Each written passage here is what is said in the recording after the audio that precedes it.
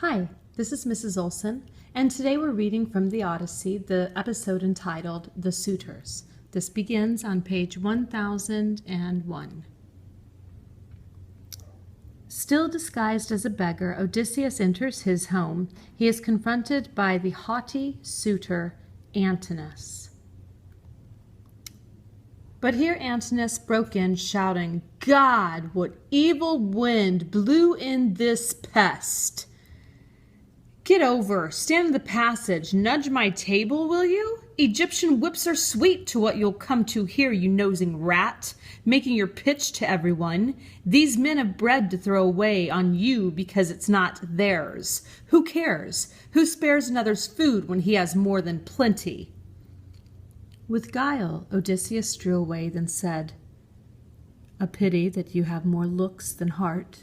You grudge a pinch of salt from your own larder to your own handyman. You sit here, fat, on others' meat, and cannot bring yourself to rummage out a crust of bread for me."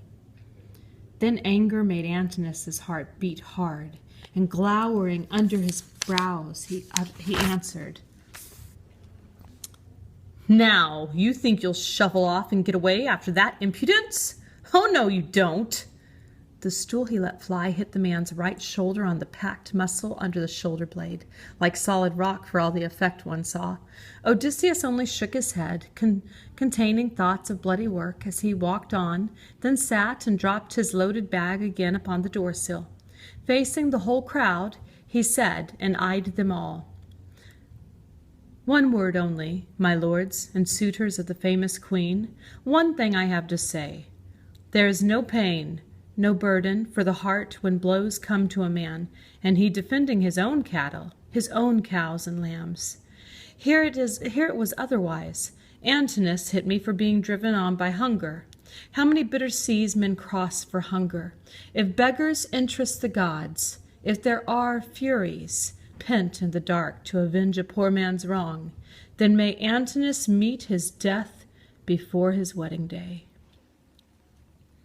Then said Eupeithes' son, Antinous, "Enough! Eat and be quiet where you are, or shamble elsewhere, unless you want these lads to stop your mouth, pulling you by the heels or hands and feet over the whole floor till your back is peeled."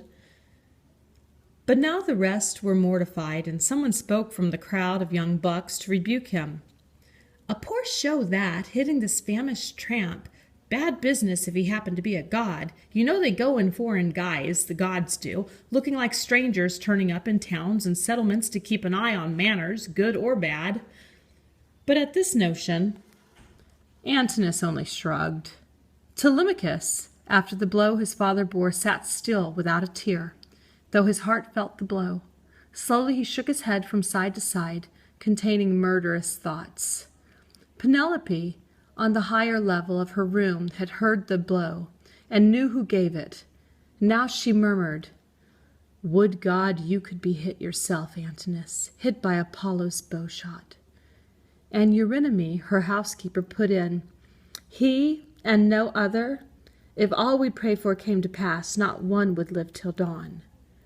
Her gentle mistress said, "Oh, Nan, they are a bad lot. They intend ruin for all of us.